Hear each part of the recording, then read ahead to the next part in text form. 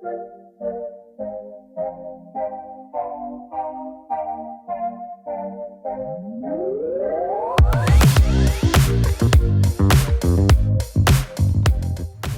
this is our former vermicompost bin.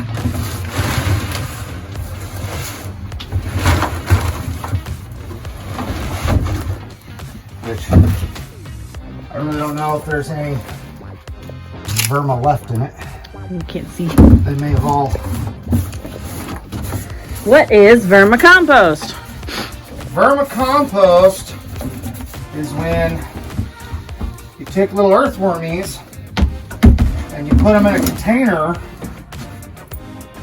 and feed them kitchen scraps and plant material, or just whatever they would normally eat, running around being worms in the ground. And like, it starts out somewhere in the light. Like, this pretty much all started out as like East Tennessee rock hard red clay, and now it is really nice, awesome soil. So what we're gonna do is now we can put down some cardboard and some wood chips, you know, after I sort through a few rocks, because it's East Tennessee red clay after all.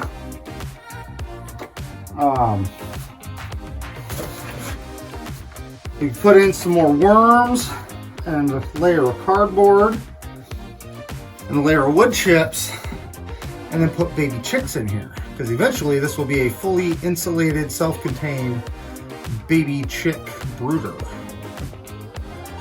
Eventually, with all the other projects.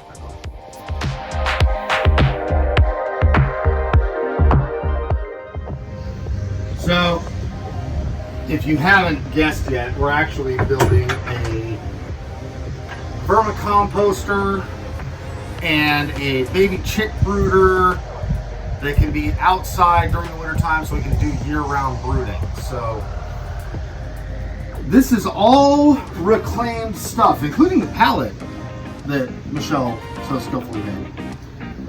So, there is a worm bed of dirt in the bottom. You know, outside of all the heat lamp and temperature controller and everything. But this will be sufficient, should be sufficient with the heat lamp, and since the new kegerator I bought, or the new freezer I bought that has its own temp controller, we don't need this temp controller from a kegerator anymore. So this is truly a fully reclaimed project, because this is going to get mounted in here, and our heat lamp and temperature controller stuff will be plugged into here. So we should be able to just plug this in, set it for our temperature we want, and baby chicks should have a nice, perfect little life in here.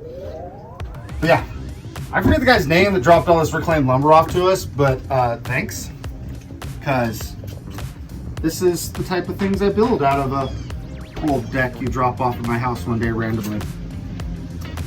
So, I'm about to have a don't try this at home disclaimer. See, if you read this, it says skill saw, not any Joe who goes to Home Depot can use it.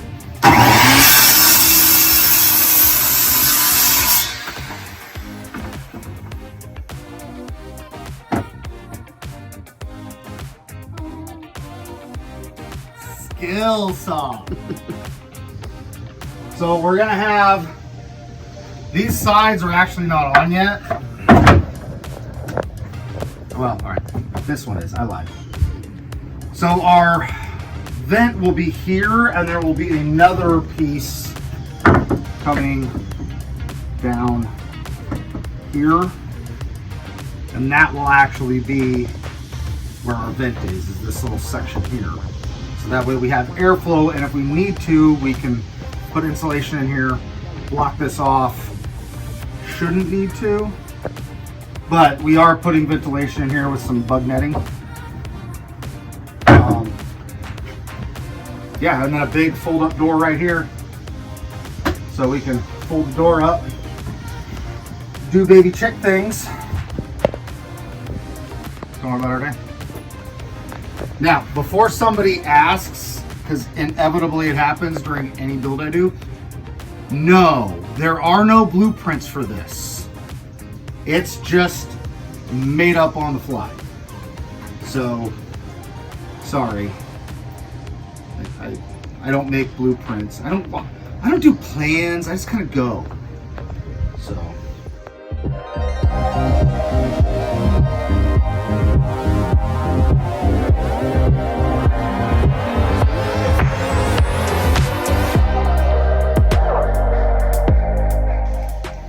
That's how it works. Like as the Ozman says, you need a boyfriend with tech skills. I have a wife with tech skills.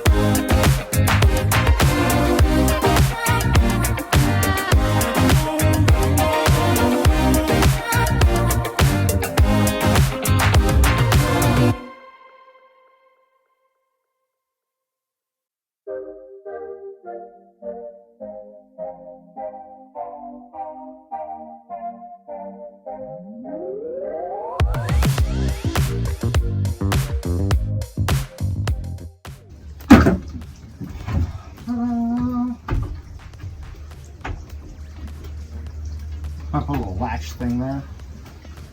Door open. Woohoo! Yeah, now I gotta do all the internal stuff.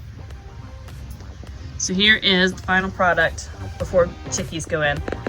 So we have a temperature monitor, which is working on bringing the temperature up to the proper heat.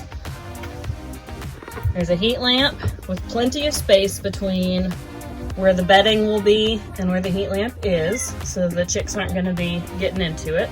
And it's fully adjustable. And it's adjustable way up here. Multi-point system, so it's not going to fall. And the monitor, oh, it's been taped over. This guy down here, all the way down the bottom there, that is going to tell us what the temperature is inside our brooder area. So this isn't very big. It's not made for lots and lots and lots of chicks, but we hatch out maybe a dozen or so at a time, and this is plenty for that for the first couple of weeks until they're old enough to go to the barn brooder.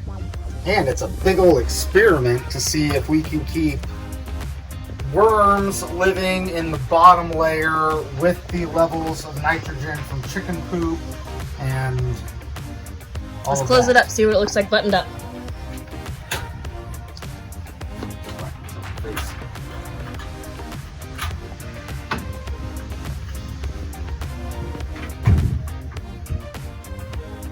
Looks like it's not one to close it. It sure is.